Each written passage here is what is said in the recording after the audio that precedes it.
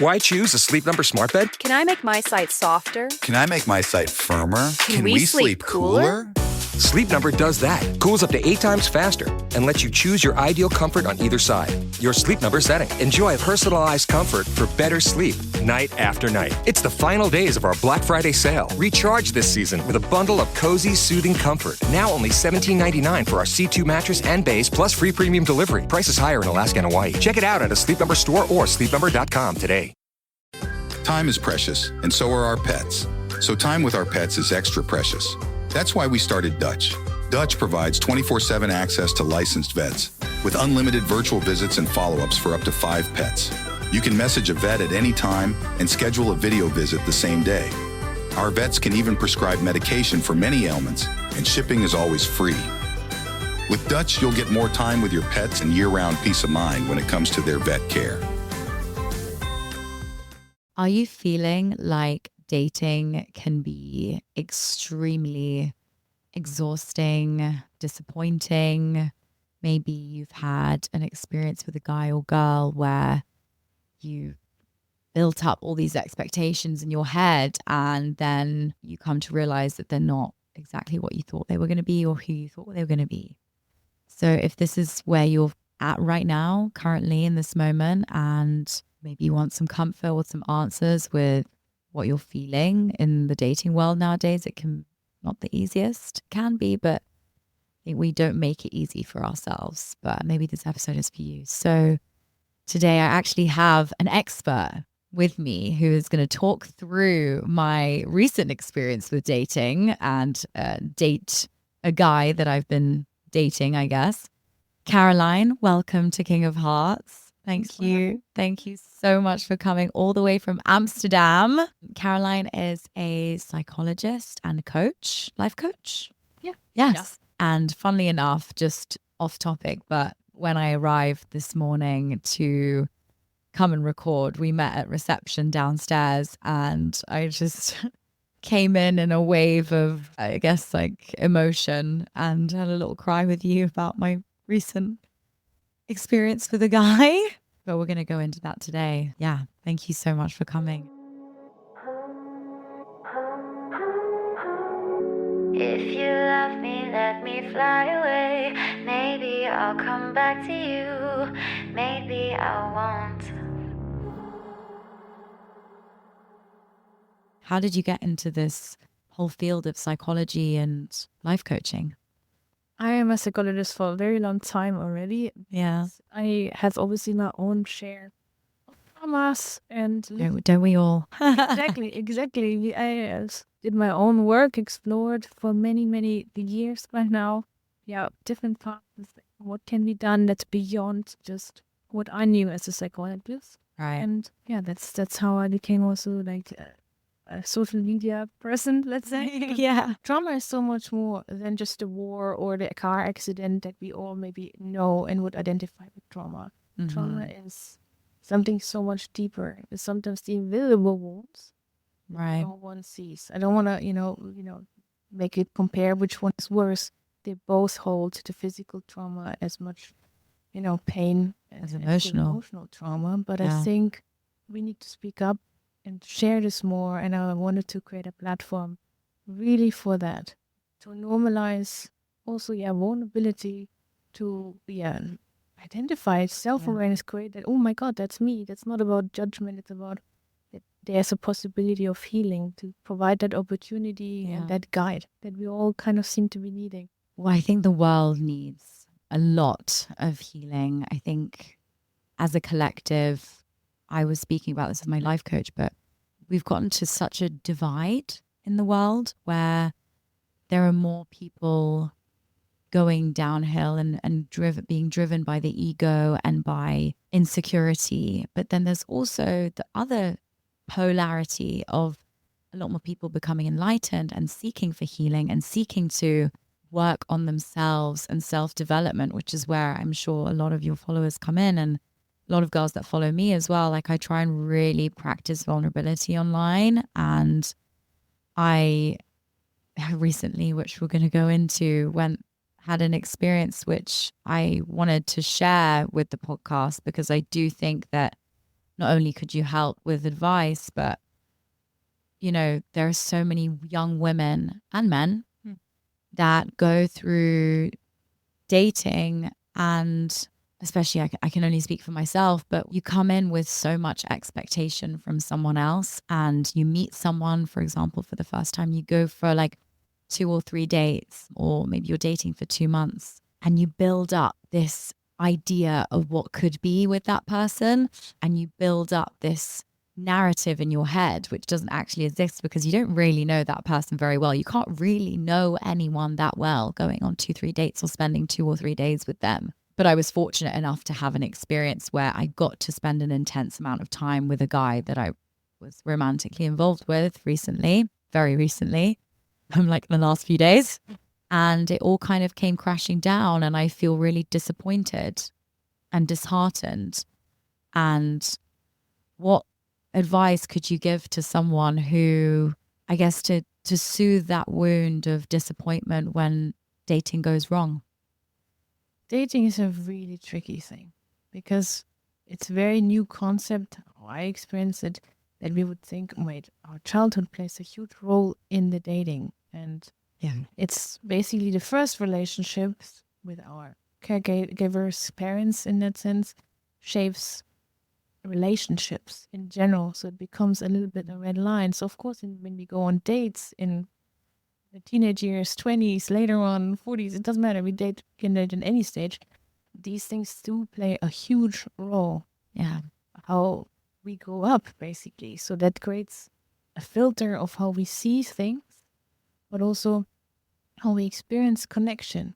And that's the tricky part, for example, if we have emotional neglect or emotional abuse through a narcissistic parent or an avoidant parent, or also betrayal, like that can be a divorce, or we feel sort of left alone in some ways. By our parents. Yes. Yeah.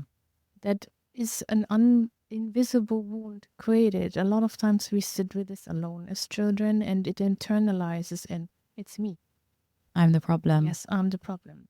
That's a child's mind. That's also a bit of a teenage mind, because the brain is different. It goes through different stages of development, and trauma can hit us in any time in our life, and it's again just so invisible. But that shapes how we then connect with others later on. We create almost these filters, like glasses of how do I see it? How do I experience it? It's your brain, your nervous system play a huge role. So sometimes people who grew up in very chaotic, stressful environments, parents divorcing, fighting, arguing, that's chaos. That means you're familiar to stress. Right. That's your normal. That's your what you know. That's the only thing that you've navigated, and maybe navigated really well. But the problem lies here. Your brain and your nervous system register stress, chaos as familiar. And comfortable. It's safety. It's even though you can consciously tell me, no, it's super, not good, and you would give the best advice to your friend. If you go into a dating situation and meeting someone who causes you stress, and I'm going into an extreme now. Let's say you date someone who would be narcissistic, just to give it a label, and who would make you work for love, that causes you deep down stress. Okay. You also become that, you fill in the role that you maybe knew. Becoming the fixer, the people pleaser, the person to have to chase love, to work for love. I've had that. And that's the problem with it. You identify this as, when you go home after date 1 or 2, is, wow. The chemistry. That swooshed me away, that guy.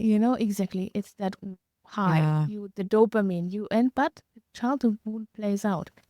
The hope, I can fix this. It's not coming out this way as a conscious thought, thinking, based on my childhood, I want to now fix this. Chaos, no. But the nervous system registered this as like, oh my God, yes, this I know, and the brain as well, and they love, and that's a problem. Familiarity. They love familiarity, and that's where unhealthy relationships actually happen, and it's hard to break free from it unless both, let's say, and that's why I'm doing what I'm doing also, would recognize their own wounds and would individually, in an ideal scenario together, but have done already some work of awareness, healing, On and so on and themselves. so forth, because we want to fill that void of like, I'm not good enough. And now with, if he loves me, if this person finally Me, accepts me and sees me, then I'm good loves enough. me, then I'm healed. But you give away all the Your power to power. that person, and then Yeah. it plays out.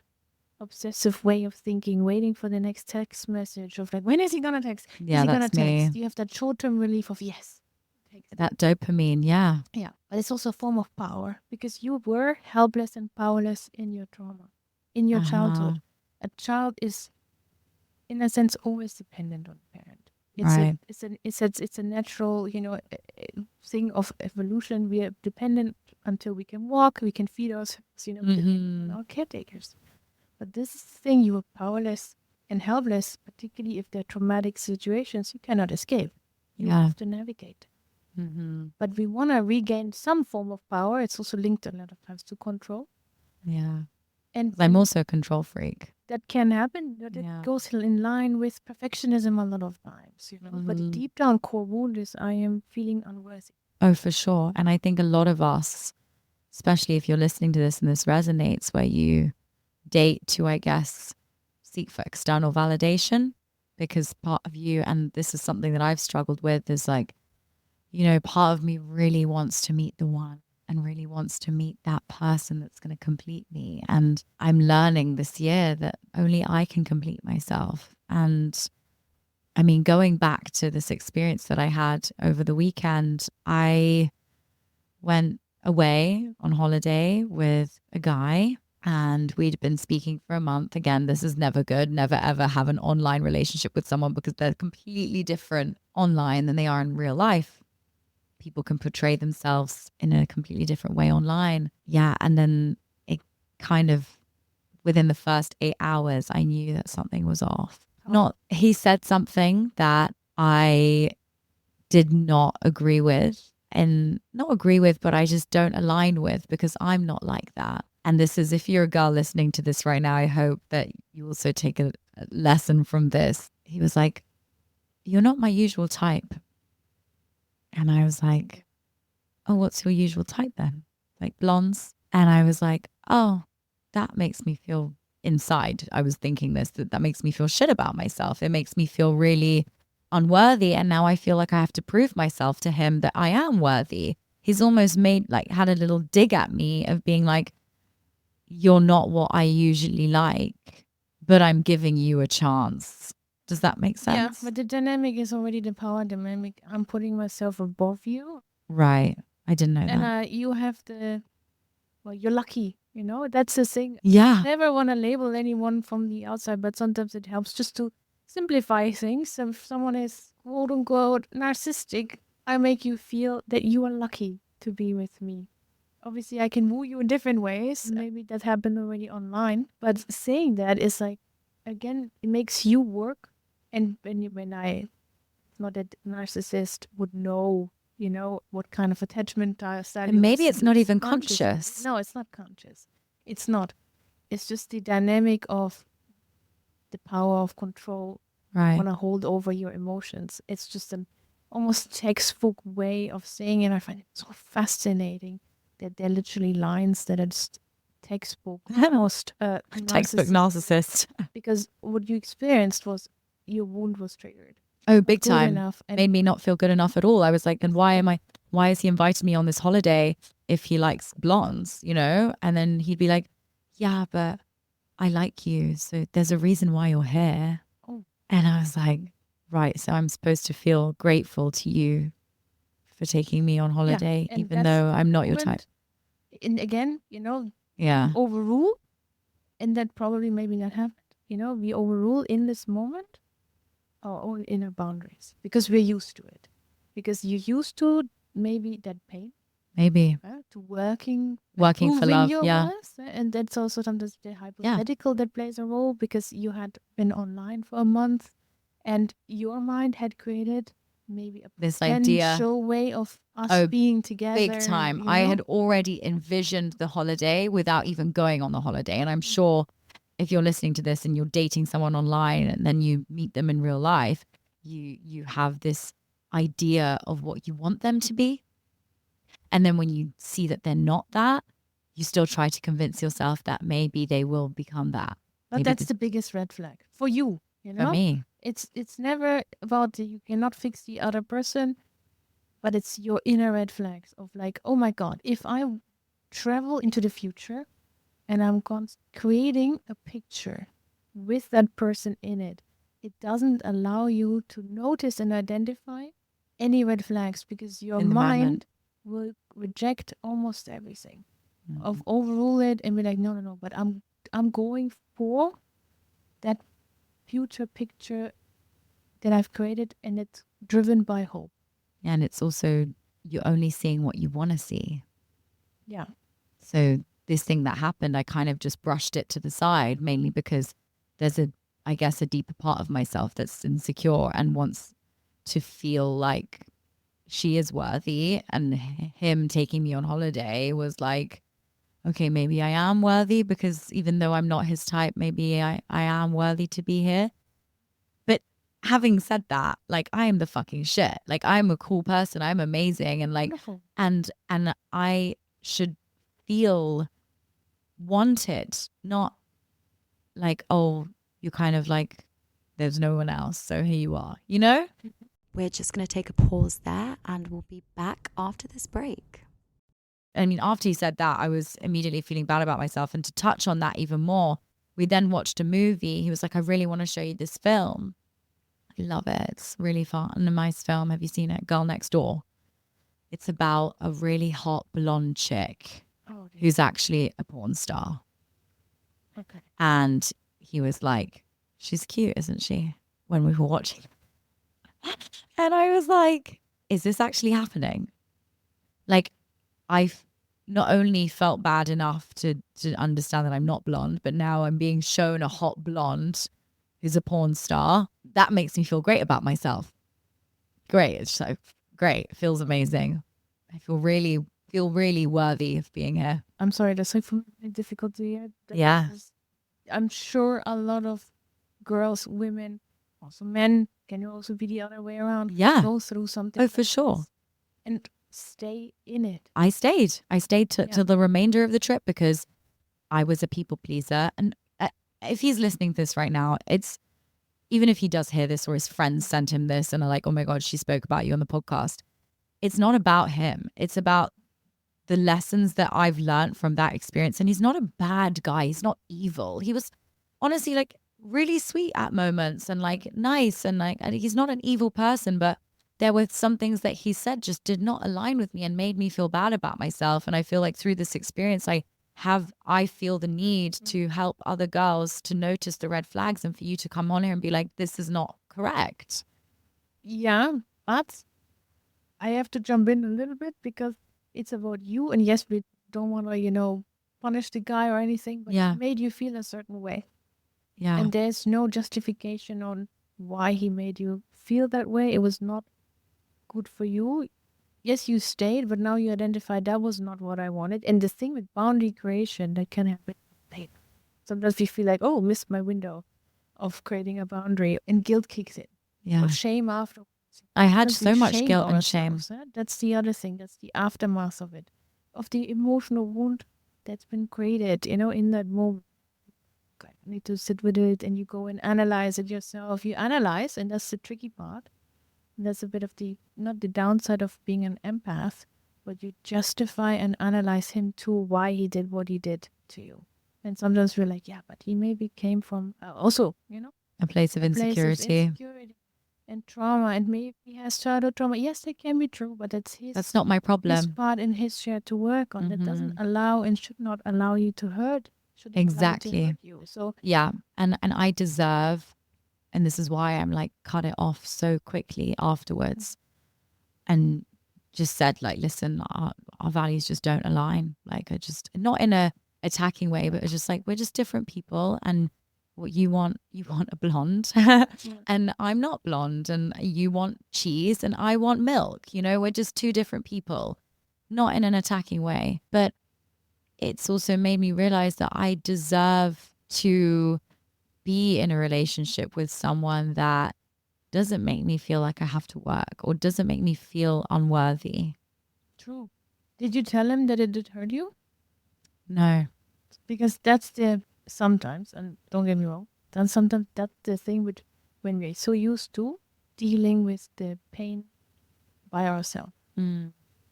We don't communicate with the others and we don't let them know, and that's the thing with empathy, yeah, and also people. You don't want to hurt And their I feelings. don't want to hurt their feelings, but I am hurt. Mm. But that's a problem for you because you sit with it, Yeah. but you don't give me, in that case, him, And maybe he could an learn from that. opportunity. It's at least something. It's something for you, but also for the other person. You give them an opportunity, a platform to respond. If you tell me, Caroline, what you just said hurt me, I have the opportunity to, if I care, as a human being, as a friend, as some random stranger, Mm. if I did hurt you, and I have a level of compassion and empathy, I can Yeah. say, I'm sorry, Chiara, I didn't mean No one's to. perfect, you No, know. exactly. But then there's a communication flow True. that you feel secure, that you feel safe with me. Even if I did Mm. hurt your feelings and I said something that was maybe out of line or for you and an experience that triggered your wound. And that's where emotional intimacy can take place. And, Right. safety and that feeling of a real romantic relationship or friendship or, any form of relationship. Yeah. When I take accountability, but I also want to learn from you and understand what was maybe a trigger or how Yeah. you feel. Yeah. So we come together and be vulnerable together. Mm-hmm. I mean, the moral of the story is it didn't align. Like, it didn't feel good being there. Like, it was fun. Don't get me wrong. Like, we had a fun time, but I had this idea in my head that it was going to be this like connection, and we just have completely different values. And it's like, how can you advise someone who's going through dating and I guess kissing a few frogs? Like, how do you keep your heart open to then meet someone new? Because at this point, like after that holiday, I'm like, I'm so done with men. Like, he's not an evil person. That, again, I want to reiterate that. But there were just things that just did not align with who I am as a person and my values and my morals. And I was like, oh God, like that, I completely put him on a pedestal. And like, I was completely disappointed by the outcomes of that. And I now am really like disheartened by meeting someone new again and starting the whole process all over again. And I think if you're listening to this right now and you're also like disheartened by dating and constantly getting disappointed, how can we keep our hearts open and staying positive during this? There's no one way of answering this, but Yeah, I it's a immediately big question. I'm sharing this because it immediately pops in my mind. I was thinking, was there ever another person that you put on a pedestal, a male figure? Yeah, Who would that be? my dad. Exactly. And that's a little bit what we're doing, and there's no wrong in being, very attached to your father. I'm so attached But- to my dad. But if there are things that happened in your past, there can be, for example, a father who is emotionally unavailable or, starts a new family. There's sometimes a divorce. So all of these things for children can be felt as an experience of betrayal. Oh yeah, I've definitely felt betrayal with my dad. And that's an emotional wound, an emotional Yeah. trauma created, a belief of he left, Yeah. abandonment. Yeah. That's a huge one to navigate.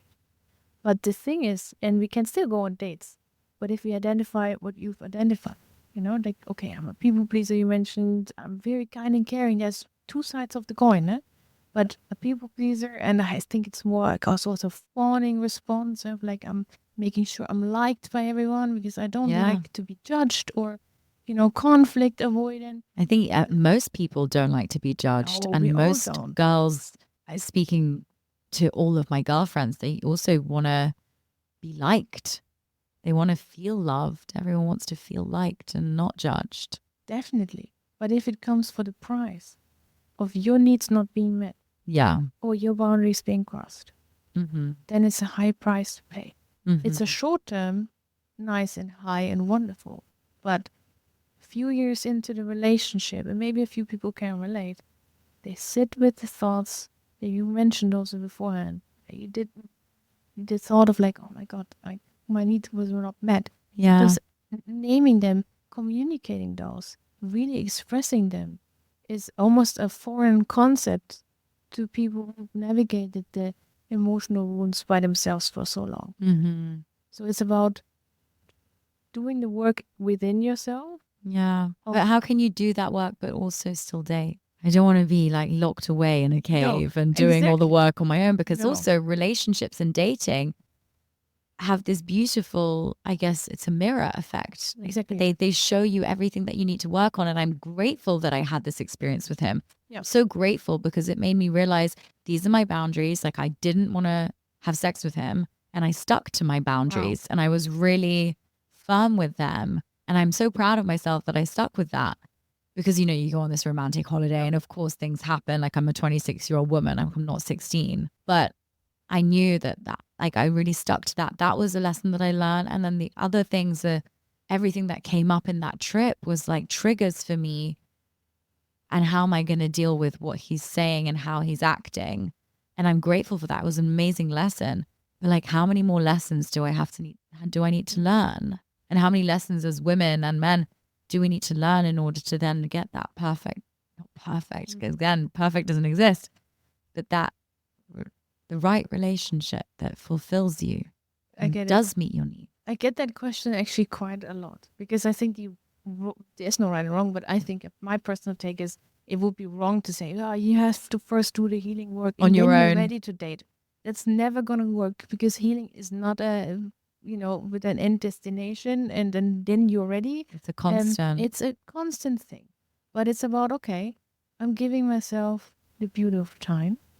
The time, there's no rushing in it. For example, if you notice, my mind goes into the hypothetical inclusion of things, that's where you can go back into like, no, I'm teaching and training myself, and it's the beauty of, changing also the filter that we've, or the wounds that have created for us. We can heal those. That means through nervous system work, through neuroplasticity. We can help ourselves with the somatic work, breath work. Yeah. So many other Breath work things. is crazy good. Journaling, a wonderful skill of I love putting journaling. things on paper, but changing things up, and even small things help with neuroplasticity, but to an awareness of around attachment wounds, and all of those things can help you identify like, hey, I need to give myself the concept of time, and I really need to check in with myself consciously. It's a bit of also the conscious work. How am I feeling after every single date? I wasn't feeling good after. And your nervous system, your body, they're very good indicators. I'm super sensitive. My body is, and I think that's another thing. I think the last thing we can touch on before we end this episode is listen to your body. And we don't listen to our bodies. Like, after I left that first day, we did like a sauna ice bath thing, and then went back to his, and he was quite pushy sexually. And I felt a little bit like used. And I did bring that up to him the next day, and I called him up and I was like, by the way, I really didn't appreciate that. You were like very pushy. And I should have listened to myself the first time. But again, it was that hope in me that was like, maybe that was just a one-off, and maybe he does respect my body, and maybe he does like me, not just for my body. And that's where it becomes tricky. Your mind presented you again based on that hope and narrative, and jumped into the future, and that feeling, that desire to get that presentation, which that isn't real, visualization is the tricky part. But it's like, no, I'm gonna go into consciously looking what happened in the moment. How did I feel on the date when he said that? Is that for me okay, or is it not okay? Can I live with something like this? Because people show always their true colors.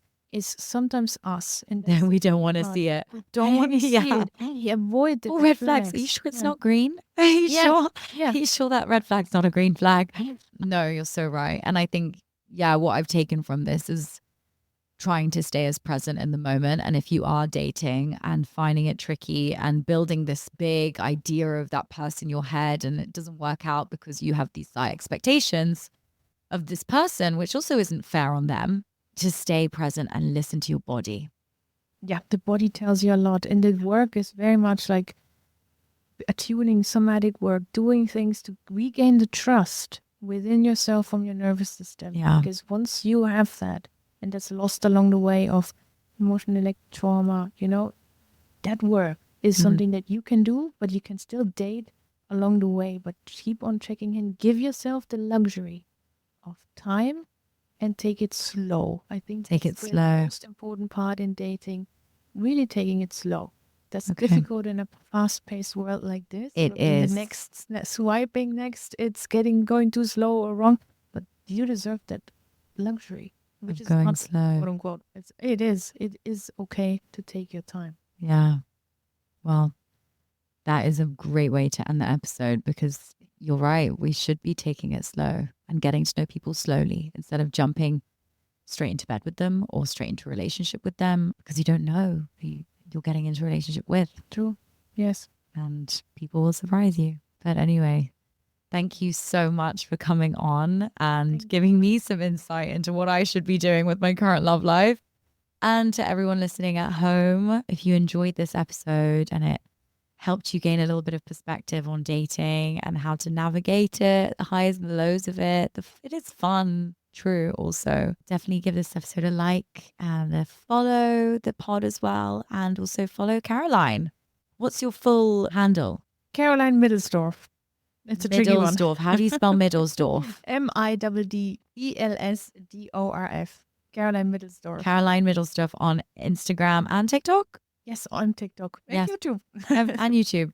If you need any more insights or you don't know where to go to for psychology tips, or maybe you're kind of feeling a little bit lost in your healing journey, we all need a little bit of love and TLC and healing. I hope you enjoyed this episode. Thank you so much for coming on again. Thank you, Kara. It was really a pleasure. Yeah. Thank you. Amazing. And I'll see you guys next week. Maybe I'll come Bye. back to you. Maybe I won't.